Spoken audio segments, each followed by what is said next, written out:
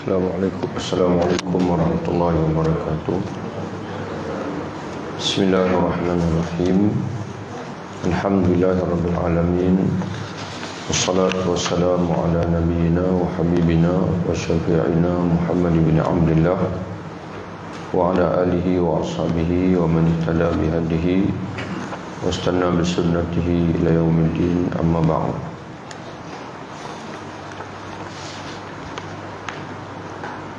Dari surah Al-Mu'minin, dari surah Al-Mu'minun terdiri dari 29 ayat. Muka surat 201. Yakni maksudnya ayat-ayat berkait dengan mengenal Allah. Dalam surah Al-Mu'minun kata Imam Al-Ghazali rahimahullah terdiri dari 29 ayat, yaitu firman Allah, a'udzubillahi minasyaitonirrajim, bismillahirrahmanirrahim. Laqad khalaqnal insana min sulalatin min tin. Dan sesungguhnya kami telah menciptakan manusia dari suatu saripati, berasal dari tanah. Dalam ayatnya Allah Ta'ala menyebutkan min sulalatin. Kata ulama dan tafsir, sulalatin yakni khulasah. Yang khulasah iaitu saripati. Kata Imam An-Nasafi dalam tafsirnya, dipanggil dengan khulasah sumiyat turab alladhi khuliqa Adam minhu sulalatan li'annahu salla min kulli turbatin.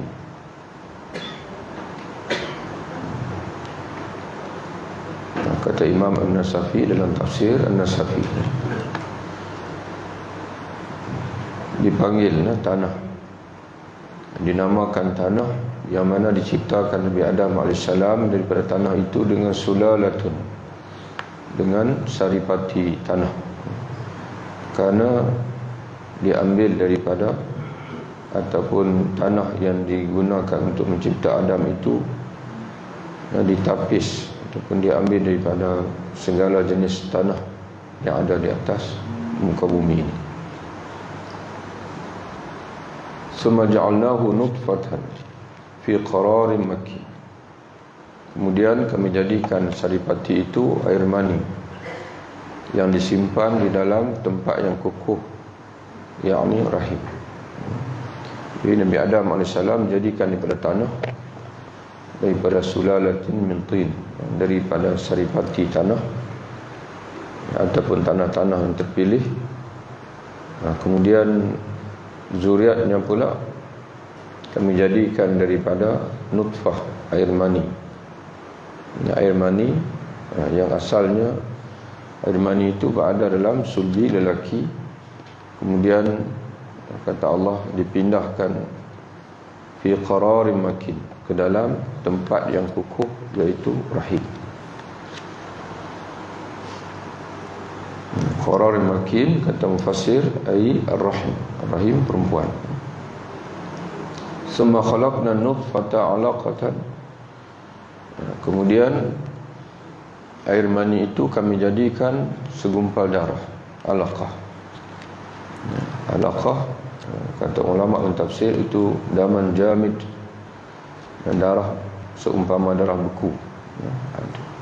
Tapi itu seumpamalah dalam muslihatnya, kerana alaqatun itu adalah segumpal darah yang melekat pada rahim ibu. Fakhalaqnal alaqata mudghatan. Kemudian lalu segumpal darah itu kami jadikan segumpal daging. Fakhalaqnal mudghata 'idhaman. Dan segumpal daging itu kami jadikan tulang belulang. Jadi daripada segumpal darah menjadi segumpal daging. Bukan jadi sendiri, kata Allah, fakhalaqna, kami yang menjadikan. Jadi kita perhatikan tuan-tuan sekalian daripada awal tadi. Adam. Allah Ta'ala kata khalaqna, kami yang menjadikan. Kemudian benih Adam, dan daripada Adam turun menjadi zuriat sekalian manusia melimani. Kata Allah khalaqna, kami yang menjadikan. Summa khalaqna nutfatan ay maniyan. Kemudian daripada mani berpindah menjadi alaqah, segumpal darah. Kata Allah khalaqna summa khalaqna alaqatan. Kemudian kami menjadikan summa khalaqna nutfata alaqatan. Kemudian kami menjadikan daripada nutfah. Kata ulama khalaqna dengan makna sayyarna, kami mengubah. Itu maknanya kami mengubah daripada segumpal darah menjadi daging. Daripada daging kami ubah menjadi tulang. Fakasawna al-'izama lahma. Lalu tulang belulang itu kami bungkuskan dengan daging. Tulang belulang itu kasawna. Jadi tuan-tuan bersekalian mungkin biasa mengaji bahasa Arab tu, biasa kiswah, kita sebut kiswah Kaabah tu, kelambu Kaabah tu. Asal kasawna pakaian, mana letak pakaian, mana kami pakaikan tulang belulang itu kami pakaikan dengan lahman, daging. Di sini diterjemahkan kami bungkus dengan daging. Kemudian kata Allah summa ansha'na khalqan akhar, kemudian kami jadikan dia makhluk yang berbentuk lain. Apa makna tuan-tuan sekalian? Ada dua tafsiran ulama.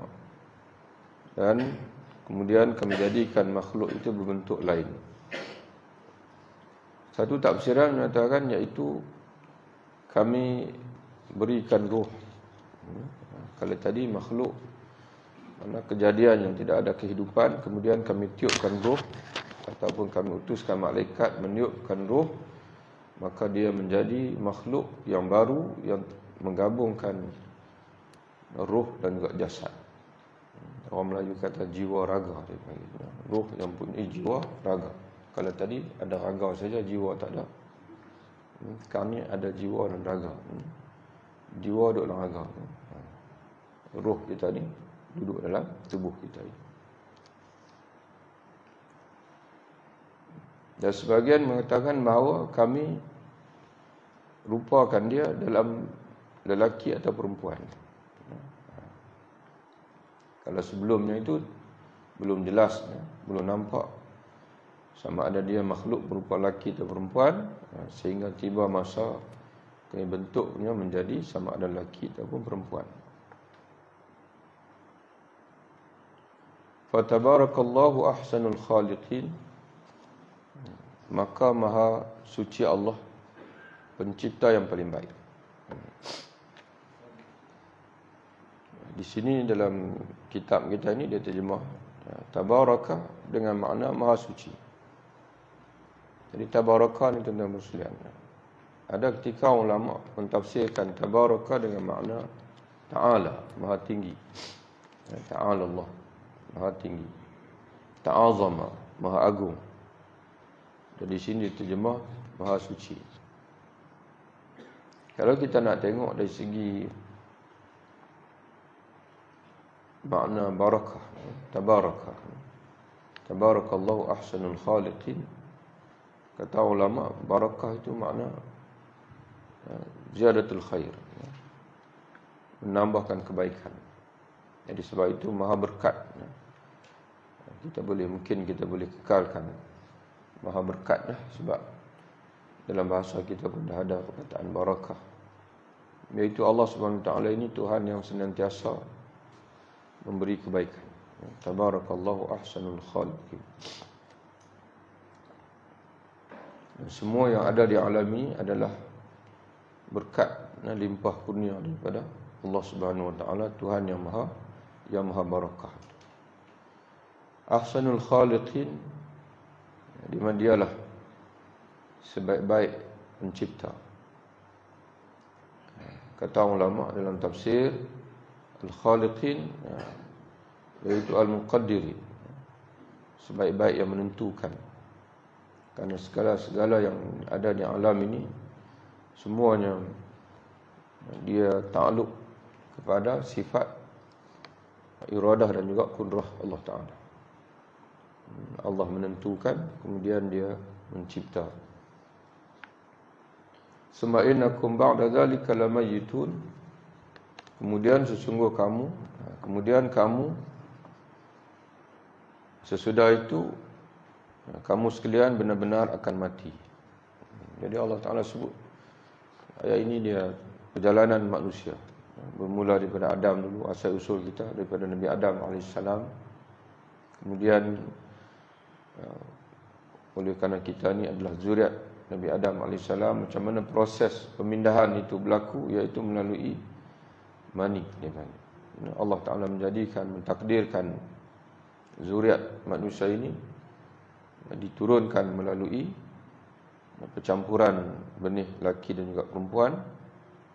Benih Adam dengan Hawa melahirkan zuriat selepas itu. Dan berpasangan-pasangan, bila berlaku pertemuan laki dan perempuan, melahirkan zuriat yang baru. Melalui proses mani diikuti dengan alaqah, mudghah, kemudian ditiupkan ruh.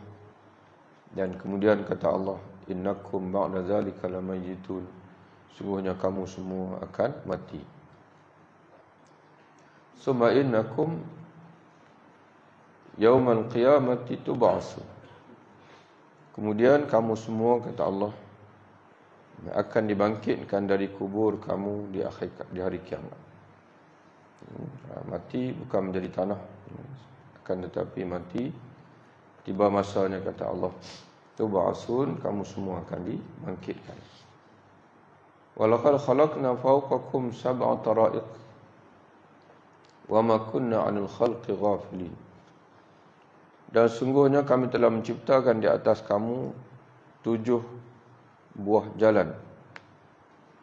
Sab'a tara'iq, maksudnya kata ulama, iaitu 7 lapisan langit. 7 lapisan langit. Dalam tafsir Jalalain pun sama disebut tara'iq ay samawat. Kemudian kami menciptakan, dan sungguhnya kami menciptakan di atas kamu, fauqakum, di atas kamu, sab'a tara'iq. Sab'a 7 tara'iq. Di segi bahasa harfiahnya, tara'iq iaitu jamak kepada tariqah. Dalam tafsir Jalalain disebut jamak kepada tariqah, iaitu jalan, 7 jalan. Tapi yang dimaksudkan itu adalah samawat, 7 langit. Maka kata Imam As-Suyuti ataupun nama Imam Jalaluddin Al-Mahalli, kerana tafsir Jalalain ini dia ada 2 penulis. Disebut Jalalain, 2 pengarang yang bergelar yang sama, iaitu Jalaluddin. Yang pertama Jalaluddin As-Suyuti dan yang kedua Jalaluddin Al-Mahalli. Tapi yang datang dulu, yang hidup dulu adalah Imam Jalaluddin Al-Mahalli. Tapi kenapa dalam kitab itu penulis yang pertama Jalaluddin As-Suyuti? Karena Jalaluddin Al-Mahalli, walaupun dia datang dulu, dia mentafsirkan daripada surah Al-Kahfi sampai surah An-Nas. Dia tak mula daripada surah Al-Fatihah. Tak tahulah sebab apa dia tulis begitu. Dia mula tengah. Dia mula tengah sampai ujung surah An-Nas. Kemudian dia patah balik. Dia tulis surah Al-Fatihah. Selesai daripada surah Al-Fatihah, dia meninggal. Kemudian disambung oleh Imam As-Suyuti daripada Al-Baqarah sampai surah Al-Isra. Jadi walaupun As-Suyuti kemudian, tapi dia tulis yang awal, dia sambung. Itu ulama-ulama dulu tak sempat sambung, anak murid boleh sambung.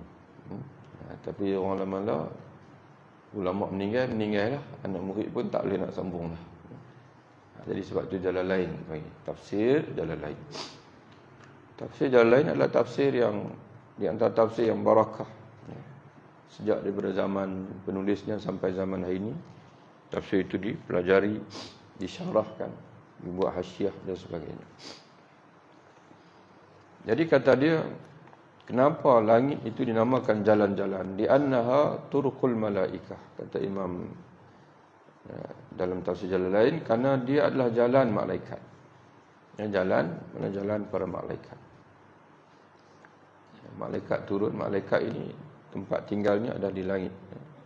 Malaikatnya tempat tinggalnya di langit. Sebagaimana Nabi SAW sebut dalam hadis, tidak ada ruang sebesar, Nabi tunjuk tapak tangan ni, tidak ada ruang sebesar ini di langit atas sana melainkan ada malaikat yang sujud pada Allah Ta'ala. Jadi tuan-tuan sekalian, bila dia sinonim langit ni, atas ni, dia sinonim dengan Rahman. Hujan pun turun daripada atas. Kemudian wahyu pun turun daripada atas. Atas sana malaikat, atas sana Sidratul Muntaha. Wa indaha jannatul ma'wa, berhampiran Sidratul Muntaha itu ada, dipanggil syurga, tempat kembali orang bertakwa. Di atas sana ada arash, ada dipanggil apa lagi tu, atas sana ada Lauhul Mahfuz. Ada Nabi pun Isra' naik ke atas sana. Jadi tuan-tuan, dan nanti bila kita mati, nanti orang beriman insya-Allah kita masuk. Nabi ceritalah hadis, maknanya bila sebaik saja orang roh manusia itu mati, berpisah dengan jasad, dia akan dibawa oleh malaikat naik ke atas. Roh orang kafir sampai di langit yang pertama pun, sampai langit pertama, malaikat langit pertama tak benar akan naik, kerana dia roh yang kotor. Lalu dilempar ke bumi. Tapi roh orang beriman diizinkan. Bila malaikat yang menjaga langit pertama tanya, roh siapa yang kamu nak bawa naik ni? Maka malaikat yang serba putih yang Nabi ceritakan, mana dia tunggu malaikat serba putih ni, dia turun awal lagi daripada malaikat maut. Bila seorang itu hampir kematian dan dia orang beriman, yang turun itu adalah malaikat serba putih yang duduk sejauh mata memandang. Kemudian datang malaikat maut duduk di ujung kepala dan menarik roh keluar. Panjang hadis tu, cuma kita ringkaskan. Dan tidak berada roh itu dalam genggaman malaikat maut walaupun seketika, melainkan malaikat yang berpakaian serba putih tadi terus mengambilnya. Kata ulama dalam syarah hadis, malaikat serba putih itu adalah malaikat rahmat. Malaikat rahmat. Adapun roh kafir pula, malaikat yang serba hitam. Lalu roh yang beriman ini dibawa naik ke atas sampai di langit yang pertama. Malaikat yang menjaga langit pertama tanya, roh siapa yang kamu nak bawa naik ini? Lalu dinyatakan roh fulan bin fulan dengan nama yang paling baik sekali, dengan panggilan yang paling baik. Roh yang beriman, mungkinlah ni roh fulan seorang yang beriman kepada Allah, yang bertakwa kepada Allah, begitulah kekasih Allah, wali Allah. Dalam Quran dan Rasulullah, wali Allah ni orang mukmin beriman, alladzina amanu wa kanu yattaqun. Siapa aulia Allah?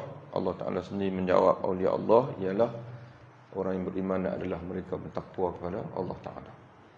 Sebab itu kata Imam Ibn Katsir, man kana Allahu, barang siapa yang beriman dengan Allah dan dia bertakwa kepada Allah, maka dia adalah wali Allah Subhanahu wa Ta'ala. Tapi orang Melayu ni, wali Allah ni hak berjalan atas hayat, boleh terbang di langit. Hak tu karamah. Dia keliru di antara karamah dan juga aulia Allah. Aulia Allah ini adalah orang beriman dan bertakwa. Cuma darjat dia itu berbeza lah. Ada aulia Allah pada martabat Nabi, ada aulia Allah pada martabat siddiqin, ada aulia Allah pada martabat syuhada, ada aulia Allah pada martabat salihin. Jadi kita ni tuan-tuan sekalian, aulia Allah pada martabat salihin. Itu kalau kita nak masuk syurga lah. Tak boleh, tak dapat lari daripada menjadi aulia Allah. Kurang-kurangnya pada martabat as-salihin. Lalu malaikat yang menjaga langit yang pertama tu dibukakan, dan dia pun ikut sama naik pergi langit yang kedua. Iring, dia panggil iring. Sebab mengiringkan jenazah ini adalah sunnah Nabi. Sebab tu kita ni di dunia sini pun, mana disunatkan kita mengiringi jenazah. Sekurang-kurangnya kita menghadiri barang siapa yang menghadiri jenazah sehingga menyembayangkan dia, dikurniakan Allah dengan pahala 1 qirat.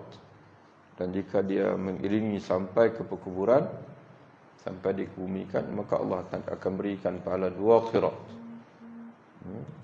1 qirat kata Nabi seumpama 1 bukit Uhud. Jadi 2 qirat seperti 2 bukit Uhud. Jadi malaikat pun sama. Malaikat yang berada di langit yang pertama tu dia akan ikut sama, naik sampai langit kedua. Sampai langit kedua pun malaikat yang kedua tanya lagi, ini roh siapa yang kamu nak bawa naik ni? Ada sebut roh fulan min fulan, seorang mukmin yang beriman dengan Allah, yang bertakwa kepada Allah. Dibuka sampai naik atas sana. Kala inna kitabal abrari la fi aliyyin. Dalam surah Al-Baqarah, dalam Quran. Ketahuilah bahawasanya cacatan hamba-hamba yang baik-baik itu berada pada tempat yang tinggi, aliyyin. Para ulama mentafsirkan iaitu kedudukan yang melepasi atas langit yang ke-7. Dan sebagian mufassir kata aliyyin iaitu a'la darajatin, a'la manazil fil jannah. Kedudukan yang paling tinggi dalam syurga. Jadi tuan-tuan sekalian, itulah kita tafsir sikit supaya kita boleh faham maknanya kenapa Allah Taala panggil langit ini taraik, jalan-jalan. Kerana dia merupakan jalan para malaikat, lorong-lorong para malaikat. Malaikat turun naik bawa urusan dan sebagainya, termasuk membawa naik ruh orang-orang yang beriman apabila mati nanti. Wa ma kunna 'anil khalqi ghafilin. Dan tidaklah kami, kata Allah, dan kami tidaklah lengah terhadap ciptaan kami. Ini tuan-tuan sekalian, para ulama mentafsirkan berbagai tafsiran. Apa makna kata Allah wa ma kunna 'anil khalqi ghafilin? Kami tidak lengah daripada segala ciptaan kami. Sebagian fasir kata ai an hifziha. Kami yang mencipta, kami yang jaga, kata Allah. Jadi sebab itu perjalanan berlaku dengan begitu teratur. Walaupun kita perhatikan tuan-tuan sekalian, memang jisim-jisim di langit ni tak terkira. Bintang-bintang di langit ni tuan-tuan sekalian memang tak tahulah berapa. Ahli sains sendiri pun lagi dia teropong, lagi besar teropong, lagi nampak kuejah. Kuejah lagi banyak lagi bintang-bintang, lagi hebat. Jadi kata Allah, macam mana dia boleh teratur alam ini? Kata Allah, wa ma kunna 'anil khalqi ghafilin. Kami tidak pernah lengah daripada ciptaan kami. Kata ulama, min hifzih. Kami yang mencipta dan kami yang menjaganya. Dan sebagian ulama menyatakan bahawa wa arada bihi an-nas, yang dimaksudkan itu ialah manusia. Dan tidaklah kami lengah daripada ciptaan kami, yakni manusia. Iaitu innama khalaqna fawqahum, di mana kami menciptakan manusia ini dan kami menjadikan segala kemudahan supaya dia boleh hidup dengan baik di atas muka dunia ini, termasuk untuk dia melaksanakan perintah kami. Jadi kami uji manusia ni, tuan-tuan sekalian, diciptakan oleh Allah Ta'ala di atas muka bumi ini. Bumi ini tempat ujian. Dan Allah menyiapkan kepada manusia semua prasarana untuk membolehkan dia lulus ujian kalau dia nak. Kalau dia nak, macam kita lah tuan-tuan sekalian, Allah Subhanahu Wa Ta'ala sebut dalam Quran, apa dalil bahasanya kita ni diciptakan oleh Allah untuk ujian? Iaitu dalam surah Al-Mulk. Tuan-tuan pun kita biasa dengan surah Al-Mulk. Allah Ta'ala menyebutkan alladzi khalaqal mauta wal hayata liyabluwakum ayyukum ahsanu amala. Tuhan, yakni Allah, yang menciptakan kehidupan, kematian dan kehidupan. Makna hidup manusia ni berlega di antara kematian dan kehidupan. 2 kali hidup, 2 kali mati. 2 kali mati, 2 kali hidup. Kita dulu tidak ada, ibarat mati, kemudian dihidupkan oleh Allah, kemudian dimatikan oleh Allah, kemudian dihidupkan semula. Kata Allah, liyabluwakum, untuk dia menguji kamu. Liyabluwakum ay liyakhtabirakum, dan untuk dia menguji kamu, ayyukum ahsanu amalan, siapakah di kalangan kamu yang paling elok amalan dia. Jadi Allah Ta'ala nak kita buat yang paling baik, yang paling elok, yang paling dia redha semasa kita hidup di atas muka dunia ni. Sebab itu dia siapkan segala prasarana dia panggil, supaya kita ni boleh hidup. Dan sebab itu tuan-tuan sekalian, cuba kita bayangkan, Nabi menyatakan dalam hadis, dan begitu juga dalam bab Jumaat pun ulama menyatakan begitu juga. Selagi mana orang lelaki ni dia boleh dengar azan, dia kena hadir Jumaat. Dan dia kena hadir sembahyang berjamaah. Cuma sembahyang Jumaat ni fardu, sembahyang berjamaah dalam mazhab Syafi'i sunnatun muakkadah. Dan sebahagian kata fardu kifayah. Selagi mana dia dengar azan. Ada hadis menyatakan, la salata li jaril masjid illa fil masjid. Tidak ada sembahyang bagi orang berjiran dengan masjid melainkan di masjid. Maka ulama menguraikan maksud berjiran dengan masjid itu apa makna dia? Adakah dia menduduk sebelah masjid tu? Maksud berjiran dengan masjid ialah dia dapat dengar azan. Mana orang yang dapat dengar azan di satu masjid, mana dia jiran masjid itu. Tuan-tuan bayangkanlah, kalau zaman dulu, kalau Allah Ta'ala takdirkan ada mikrofon, pembesar suara, jenuh jiran masjid, nak mai. Kerana mikrofon dengan pembesar suara ni, dia sampai berapa kilometer? Berapa?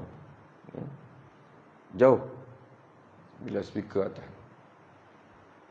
Tapi zaman hari ini, bila ada Allah Ta'ala izinkan berlakunya teknologi itu, ada mikrofon, ada pembesar suara, pada yang sama, ada kereta, ada motosikal, dan paling-paling kurang ada basikal. Tidak ada alasan mana orang untuk hadir ke masjid, sebab kemudahan semua ada. Tapi zaman dulu, oleh kerana yang ada hanya jalan kaki, yang ada hanya unta, maka Allah Ta'ala tidak mentakdirkan adanya pembesar suara. Jadi begitulah tuan-tuan sekalian, sentiasa dia berlaku perubahan-perubahan itu. Jadi kerana itu, bila di akhirat nanti apa-apa pun, kita memang sudah tidak ada alasan. Sudah tidak ada alasan, kerana prasarana itu sudah, kemudahan-kemudahan itu memang Allah Ta'ala siapkan atas muka dunia ini cukup untuk manusia lulus ujian kalau dia nak. Kalau dia tak nak, itu tuan-tuan sekalian, ada kemudahan pun dia tak akan buat. Jadi sebab itu kita mintalah kekuatan daripada Allah, insya-Allah. Minta hidayah, taufik dan juga kekuatan daripada Allah. Kemudian wa anzalna minas sama'i ma'an biqadarin fa askannahu fil ardi. Ini juga kemudahan tuan-tuan sekalian. Kemudahan yang Allah Ta'ala jadikan di atas muka dunia. Dan sungguhnya kami menciptakan dan kami turunkan air dari langit menurut satu ukuran. Lalu kami jadikan air itu menetap di bumi. Dan sesungguhnya kami benar-benar berkuasa menghilangkannya. Ini untuk, sebab itu kata ulama, di antara fungsi kejadian Allah di alam ini ialah sebagai tanda kebesaran Allah. Itu di antaranya. Jadi sebab itu dalam banyak ayat Allah Ta'ala suruh kita perhatikan. Perhatikanlah kejadian-kejadian Allah, supaya kamu menyedari kebesaran Allah. Dan pada masa sama, kamu yakin, dapat meyakini bahawasanya kebangkitan semula ini suatu benda yang sangat mudah bagi Allah Ta'ala. Maka di sini Allah Ta'ala menyebutkan, kamilah yang menurunkan air dari langit menurut satu ukuran. Menurut satu ukuran. Kata ulama dalam tafsir, apa makna menurut satu ukuran ni? Iaitu min kifayatihim, mengikut keperluan manusia. Min kifayatihim, mengikut keperluan manusia. Dan kami menjadikan air itu menetap di bumi. Dan sesungguhnya kami benar-benar berkuasa menghilangkannya. Maknanya kalau kami nak, kami boleh hilangkan air itu. Bila kalau Allah Ta'ala hilangkan air, dia tak menetap di bumi. Padahal manusia ini, tuan-tuan sekalian, tidak dapat hidup melainkan dengan adanya air untuk tanam-tanaman mereka sendiri. Tubuh kita ni sebagian besarnya adalah air. Ya, manusia kalau tidak dapat makan mungkin boleh hidup lagi seminggu. Tapi kalau tidak ada air, wallahu alam lah, mungkin 2 hari pun tak lepas. Ya, kalau tidak ada air. Jadi sebab itu, tuan-tuan sekalian, kebesaran Allah Ta'ala. Kemudian fa ansha'na lakum bihi jannatin min nakhilin, dan kami tumbuhkan untuk kamu kebun-kebun kurma dan anggur. Di dalam kebun-kebun itu kamu peroleh buah-buahan yang banyak, dan sebahagian dari buah-buahan itu kamu makan. Dan begitu juga pohon kayu keluar dari tursina, yakni pohon zaitun, syajaratun, dan ada satu pohon wa syajaratan takhruju min turi Saina, dan ada satu pohon yang ansya'na, dan kami juga menumbuhkan satu pokok yang keluar min turi Saina, di daerah Bukit Tursina, iaitu pohon apa? Pohon zaitun, kata ulama alam tafsir. Di mana asal usul pohon zaitun itu ialah daripada situ. Kemudian barulah dibawa ke tempat-tempat yang lain. Tambutu biduhni, yang tumbuh dengan menghasilkan minyak zaitun. Dalam wasibghun lil akilin, dan sebagai sibghun lil akilin, yang menghasilkan minyak dan pemakan makanan bagi orang yang makan. Ini tuan-tuan sekalian, apa makna ni? Dia terjemah ni pun agak sibghin lil akilin. Kata ulama, sibghin ini idamin yusbaru al-luqmatu bi ghamsiha fihi. Idamin yang mana bila orang makan makanan utama, orang akan celup dalam dia. Itu idamun. Saya tuan-tuan boleh terjemah sebenarnya, idamun. Idam, yusbahu al-luqmatu bi ghamsiha, dibasahkan. Luqmah mana kita ambil satu suap tu, kita celup, kemudian bagi mana kering, kemudian celup dalam dia. Apa dia tuan sekalian tu? Macam tuan-tuan duk makan roti canai tu lah. Kita panggil apa tu? Kuah. Jadi dia panggil minyak zaitun tu. Sampai ke hari ni, tuan-tuan sekalian, orang Arab, dia masak nasi kah, dia buat apa saja kah, dia akan tuang minyak zaitun dalam tu. Dia akan basahkan dengan minyak zaitun. Dan kadang-kadang roti tu sendiri dia celup dengan minyak zaitun. Jadi itu sibrun dia panggil. Sibrun lil akilin. Kita kata kuah lah, tuan-tuan sekalian, kuah bagi orang-orang yang makan. Bila dia terjemah pemakan makanan bagi orang yang makan, kita pun pening. Maksud apa ni? Itu anda tulis itulah sebagai apa? Sebagai kuah lah ataupun apa nah, dia panggil idamun. Idamun dalam bahasa Arab kuah lah. Idamun. Dan selain daripada minyak zaitun ni, orang Arab cuka pun menjadi idamun juga. Dimakan bersama roti dan sebagainya. Tapi tuan-tuan kena beringat, bukan cuka sintetik ni cuka kurma, cuka apple, itu sesuai lah. Dia cuka alami. Cuka sintetik ni cuka dia panggil sintetik, cuka apa? Cuka buatan. Kemudian wa inna lakum fil an'am la'ibrah, dan bagi kamu pada binatang ternak benar-benar terdapat pelajaran, pengajaran yang penting bagi kamu. Mana pengiktibaran. Kamu boleh perhatikan bagaimana ciptaan Allah binatang ternak. Dalam bahasa Arab, tuan-tuan sekalian, al-an'am dia merujuk pada 3 jenis binatang saja. Unta, kuda dan juga kambing. Karena itu yang biasa diternak oleh orang Arab pada zaman dulu. Pada zaman hari ini dah banyak ternakan. Tapi di segi hukum fiqh, al-ibil wal baqar wal ghanam, unta, lembu dan juga kambing. Dia apa pengajaran yang dapat kamu ambil itu? Kata Allah, nusqikum mimma fi butuniha. Kami memberi minum kamu dari air susu yang ada dalam perutnya. Dan juga pada binatang ternak itu terdapat faedah yang banyak untuk kamu. Bulu dia, nombor selian binatang ternak itu. Tapi yang besarnya kata Allah Ta'ala sebut 3 lah di sini. Yang pertama susu, yang kedua nanti Allah Ta'ala sebut sebagai tunggangan. Tapi yang sinonim dengan tempat kita di Malaysia ini 2 lah. Yang pertama susu, yang kedua daging yang untuk kita makan. Cuma tuan-tuan sekalian, orang kita ni, orang Melayu ni, bila sebut susu, dia susu yang paling baik dia kata susu kambing.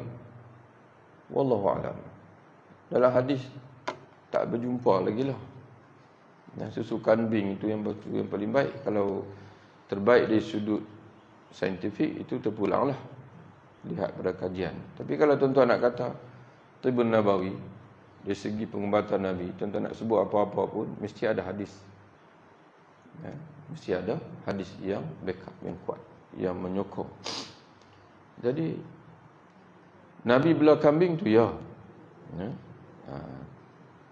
Nabi belah kambing tu ya. Tapi nak sebut kata susu kambing itu susu yang terbaik, dalam keadaan tidak ada hadis yang jelas menyebutkan tentang susu kambing.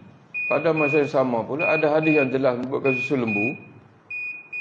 Jadi kena lebih berhati-hatilah nak sebut kata susu kambing yang lebih baik dalam keadaan tidak ada hadis yang menyokongnya.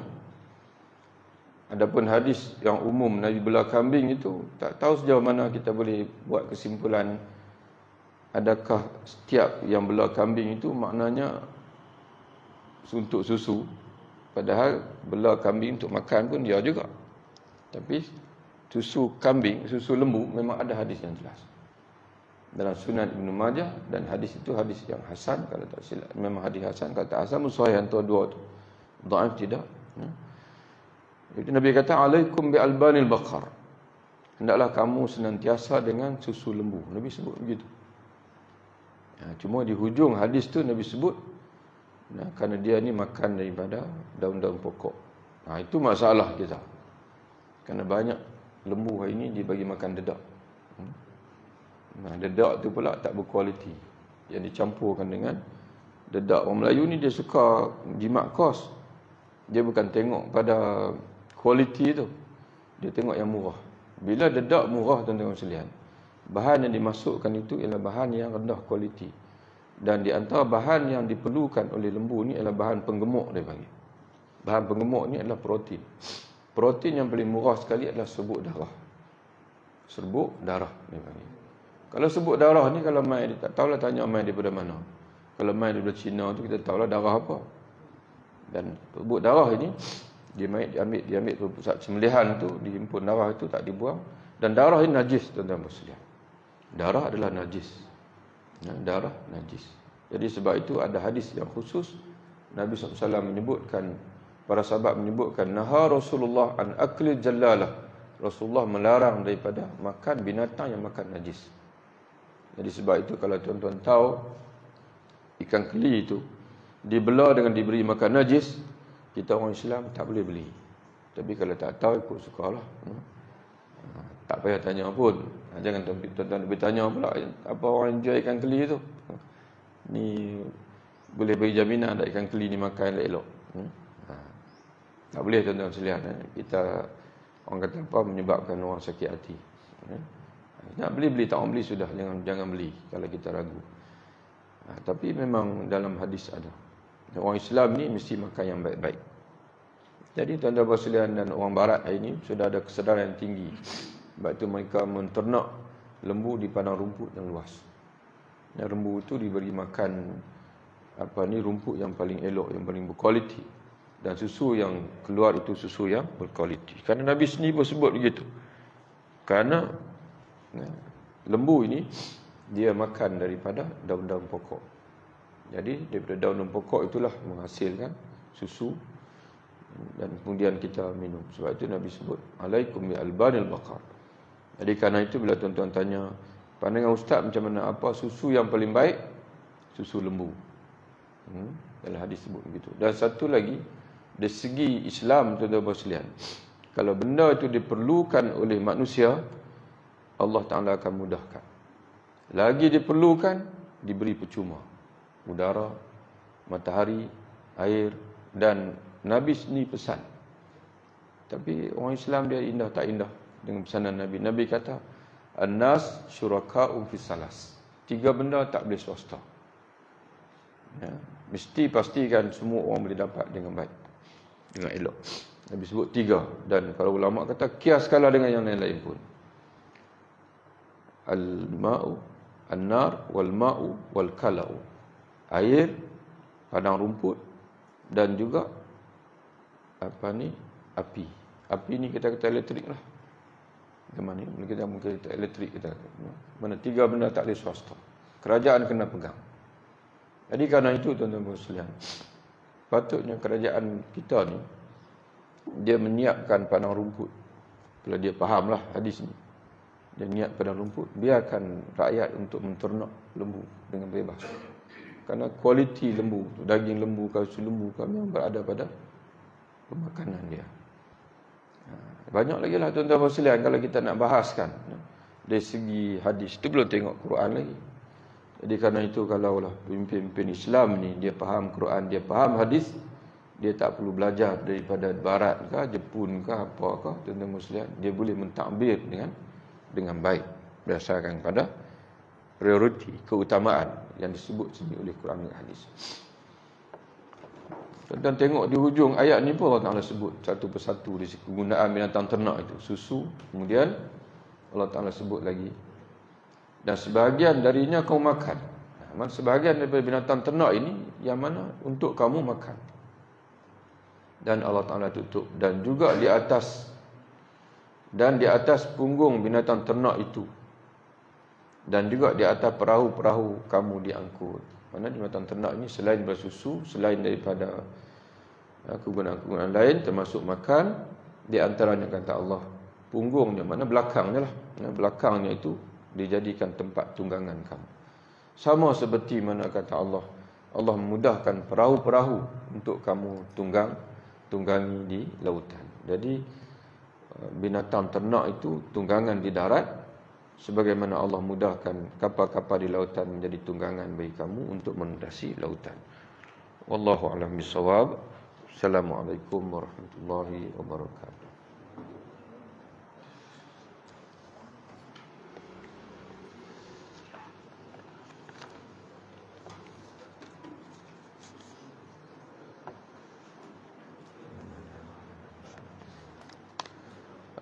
Tuan-tuan sekalian, ada pengumuman. Ada pengumuman malam ni. Tuan-tuan ingatlah, malam ni ada majlis bersempena dengan bulan Rabiul Awal. Ini adalah bulan kelahiran Nabi kita Muhammad SAW. Maka di tempat tuan-tuan ni, di surau ini, akan diadakan sambutan Maulid Nabi lah. Tapi di Perlis ni dia tak panggil Maulid, dia panggil Zikra Ar-Rasul. Zikra memperingati Rasul SAW. Mula Maghrib, mula selepas Maghrib, Sabtu 8 Oktober. Jangan Sabtu minggu depan pula, Sabtu malam ni. Jadi dijemputlah tuan-tuan sekalian semua sekali datang. Hari ni 12 Rabiul Awal ni. Besok ni sini tulis 12 Rabiul Awal. Sempurna lah. Oh Maghrib. Yalah, betul lah. Maghrib dalam Islam, hari baru masuk Maghrib. Jadi malam ni 12 Rabiul Awal.